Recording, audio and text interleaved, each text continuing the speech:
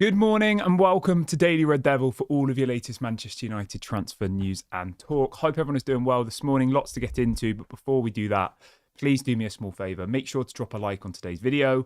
Subscribe to the channel as well. So, on the show this morning, we are going to be reacting to Manchester United's 4-1 victory over Real Sociedad in the Europa League. We'll also be talking about a potential swap deal involving Rasmus Højlund and Victor Osimhen. And we'll also be talking about Man United apparently close to agreeing a deal for a new centre-back. A few other topics to get into. As always, I invite you to have your say on all things Manchester United in the comment section below. The question for this show, I always like to pose a question to our chat, to our community, to see how everybody is feeling this morning. Do you think Manchester United will win the Europa League? Let me know. Get in the comment section now. Anybody who's watching the video live, we'll run a little poll. Obviously, if you're watching this video back on repeat, you can't get involved in the polls because they're just for the live element of the show. So, obviously, if you do want to get involved in the live shows, we're on every morning. So the question will be simple. Will United win the Europa League? People in the chat are saying that apparently Kenda's agreed to join Chelsea. What? Let me have a look. That would be mad if it's true. David Ornstein has literally just said Chelsea have reached an agreement with Sporting Lisbon to sign Giovanni Quenda. 17-year-old winger will stay at Sporting next season. Joins Chelsea in the summer of 2026. Medical done. 7+ 1 year deal in place for a fee between 45 to 50 million. Not far off what Manchester United were hoping to pay. Fair enough. I mean, I'm not going to sit here and start screaming at the camera and kicking it. I just don't see the point. Like, he's a 17-year-old playing for Sporting Lisbon. Apparently, since Ruben Amorim left, he's been pretty poor. That's what I've heard from multiple different people, including Sporting Lisbon fans. And Chelsea are about to pay 50 million for him. The thing is, right, at the moment, we aren't really able to get in the conversations of these types of deals because we don't know whether we're going to be in the Europa League or the Champions League or have any European football at all. We don't know whether people like Rashford, Sancho, Anthony are going to leave the club, i.e. we don't know what our budget is.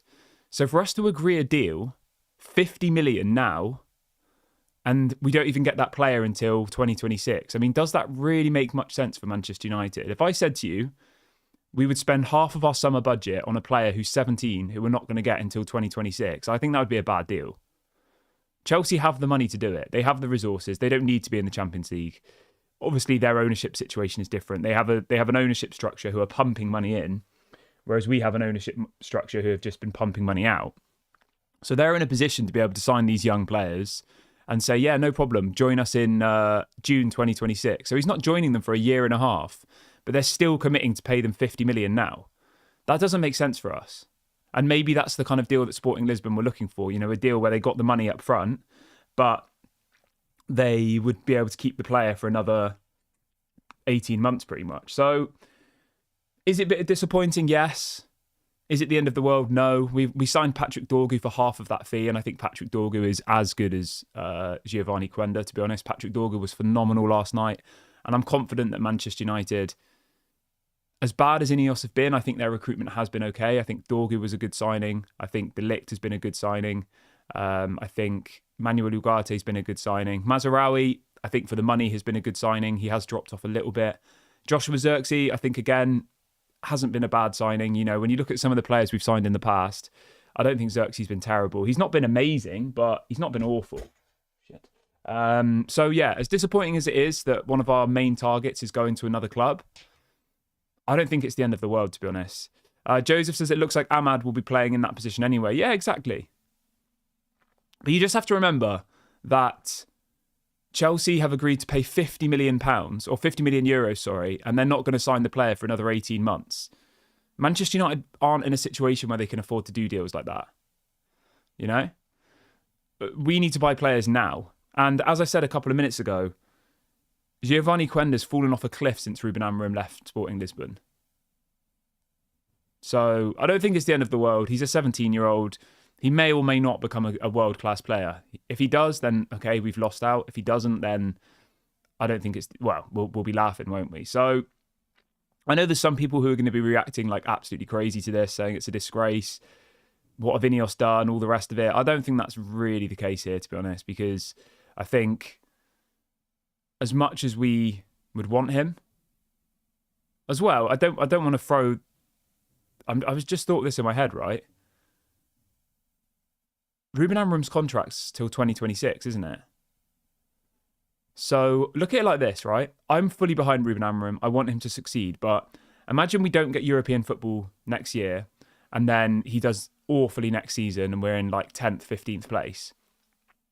There's a strong chance that they won't renew his contract if that happens.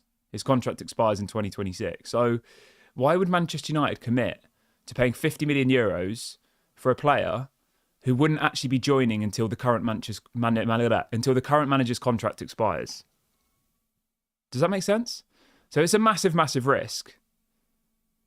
CBK says Arsenal are trying to get Gyökeres.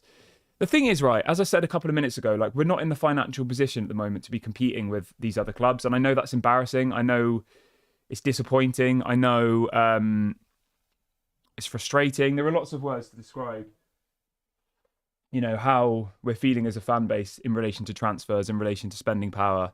But we are where we are. I mean, what can we really do at the moment?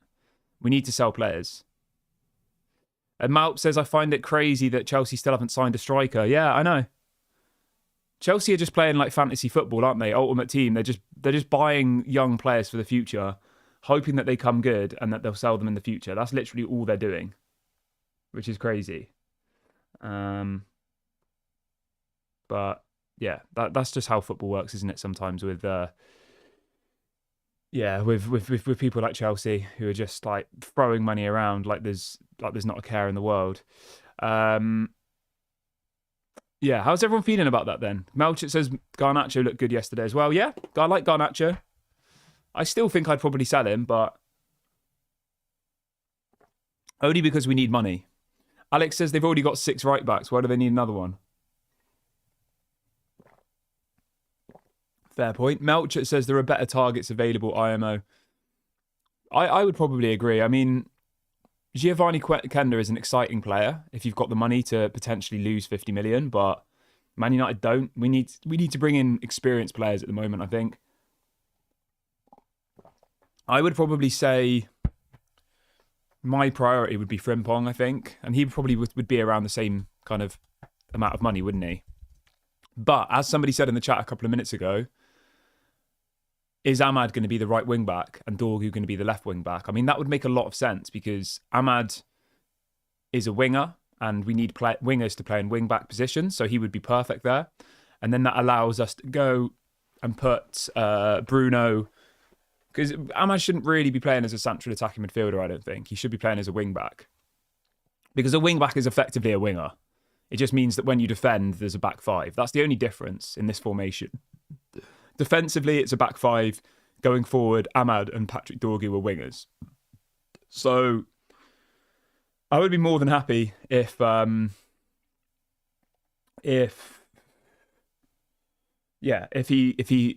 becomes the permanent wing back. But let me know what you guys think. Like, how are you feeling about this? Are you upset? Are you disappointed? Do you feel let down? Let me know your thoughts in the comment section below.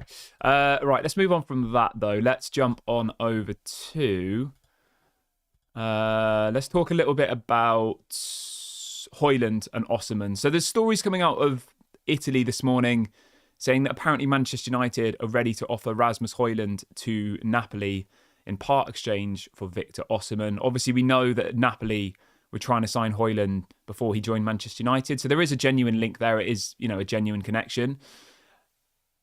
I can't see this one happening, realistically. I think maybe Højlund does leave in the summer, but I don't think there'll be a swap deal.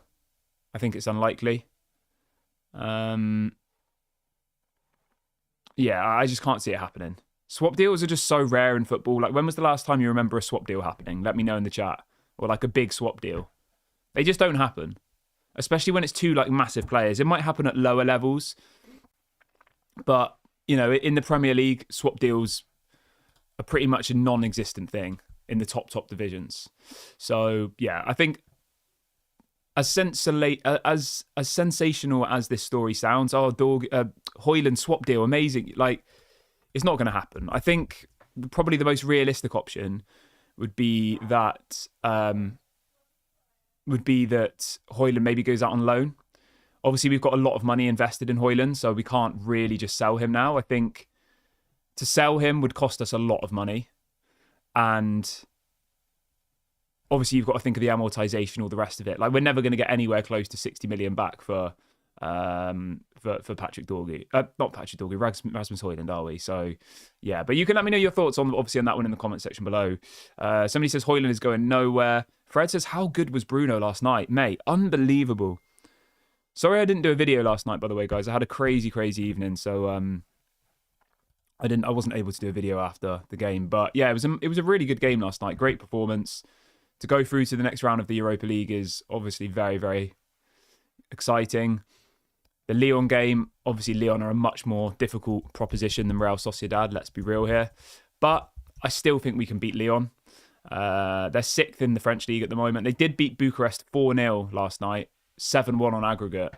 They have got some decent players. They're going to be a lot more attacking than Real Sociedad. I don't think Real Sociedad posed any attacking threat last night, really. They got their penalty, and that was about it. They were all crowding the referee at the end as if they'd been hard done by. I didn't see it personally. Whereas you look at Lyon's side, they've got experience as well as exciting players. They've got people like Lacazette, who obviously maybe he's a little bit past it, but obviously is an experienced player. They've got people like Rayan Cherki, who's a very good player, someone we've been linked to, and others as well. So it's not going to be an easy match. I think let me have a look at the other fixtures. Tottenham went through as well in the end, didn't they? Yeah, so we play Lyon away from home on the 10th of April, which is in, about 3 weeks' time from now? And then the return leg is at Old Trafford on the 17th of April.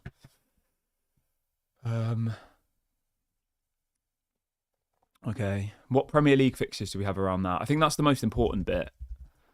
Because that's going to be the most difficult thing for Ruben Amorim, is to rest players in order to be 100% fit for the Europa League game. So around the Europa League, we've got Manchester City at home on the Sunday. God, yeah, that's a horrible week. So within the space of a week or 10 days, right, in the space of 17 days, you've got Newcastle, Nottingham Forest away, Man City at home, Lyon away, Newcastle away, and then Lyon at home. I mean, those 5 games are absolutely huge. Obviously, the next game's Leicester, and then we've got the international break, which is for, 2 weeks. But after that, there's some really difficult fixtures. So it's going to be really hard for Ruben Amorim to work out what he wants to do with his squad, what players he wants to keep available, and which players he wants to rest, because we need to have a fully fit squad for that Lyon game. So it's very difficult what he does for these next 3 games. Obviously, he doesn't want to just throw Premier League games away, because the thing you have to remember is, and people seem to forget this,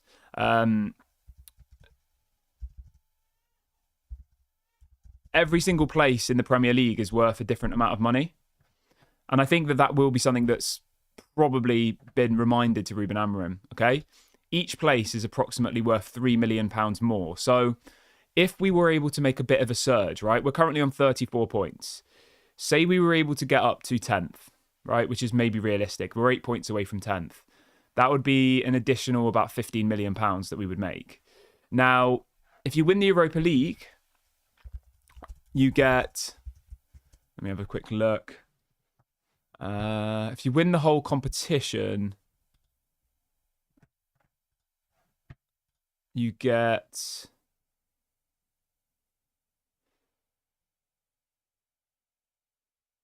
So the winner of the Europa League gets 5 million, and if you get to the final, you get 3 million. So if we win the Europa League, not including all the other games between then and now, we'd get 8 million just for winning the final, which is a lot of money, to be fair.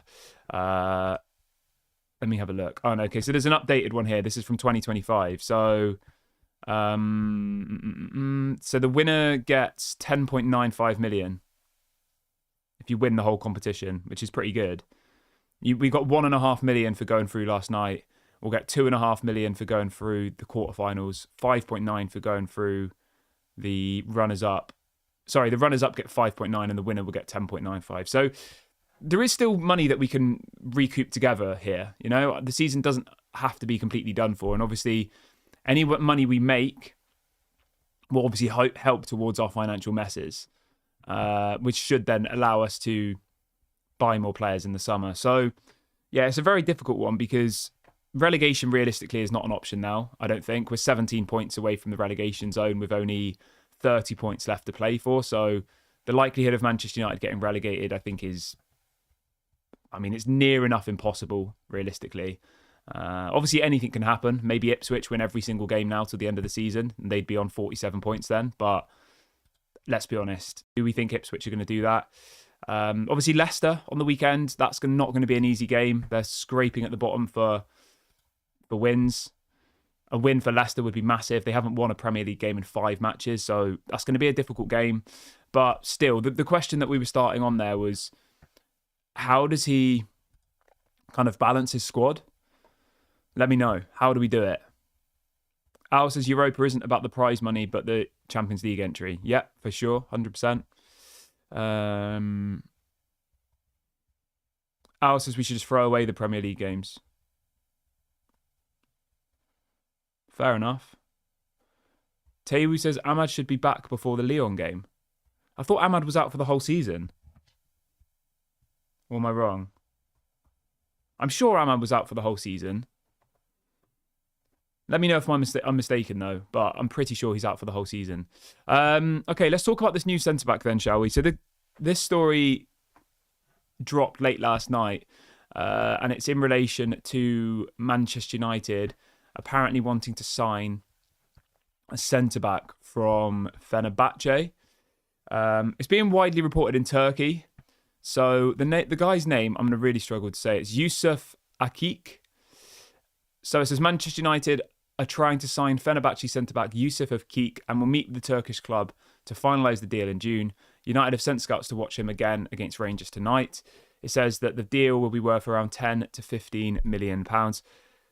I've never heard of this person, but I don't watch the Turkish league. 19 years of age. I think he's come through the Fenerbahce Youth Academy. Obviously, the Jose Mourinho is the manager out there at the moment. I don't know. I don't know what to say really about him. I mean, to be playing at 19 and he's obviously playing in. He come through the Fenerbahce Academy. Played 16 games this season. He hasn't played in the Europa League at all yet. Oh no, he has actually. He's played 7 times in the Europa League. I mean, to be playing that much football at the age of 19 is obviously going to get people interested in him. I would probably say at this stage that this is just one of the many players that we're linked to. The age profile makes sense. The price makes sense. We're obviously looking for cheaper players at the moment. And you know what? I have no issue with that because we signed Aiden Heaven from Arsenal for less than £1 million and he looks phenomenal. And I think he's going to be a massive player for us in the future. And we paid less than £1 million for him. So this whole narrative that, we have to go and buy players for 50 million and, it's a disgrace that we're not spending 50 million on Giovanni Kenda. I'm not that bothered. As long as we find these talents and we get them for cheaper, I'm happy. If the biggest problem Manchester United have had is that over the last 10 years, we've gone and signed big name players, given them massive wages. They've come to Manchester United, felt they don't have to prove themselves and have underperformed. And that's the reality of the situation. You look through our team, you look through the highest earners, and there's so many of them. People like Sancho, people like Casemiro. There's others that I can't think of off the top of my head, but you know what I mean? We get people who think they're better than they are. I mean, Casemiro is obviously world class in his day, but you get the point I'm making. So I'm going to put some trust into Ineos, and I'm going to hope that they get this right. So yeah. Thank you for watching, everybody, by the way. I'm going to wrap the video up here. I know it's a bit of let me just check if there's any comments, actually. Malp says, hey, Heaven looks fantastic. Mohid says we should buy Nuno Mendes. He just signed a new contract, so it's probably not going to happen. Sokar says Amarin could be back before the end of May. Amarim said Ahmad could be back before the end of May. Okay.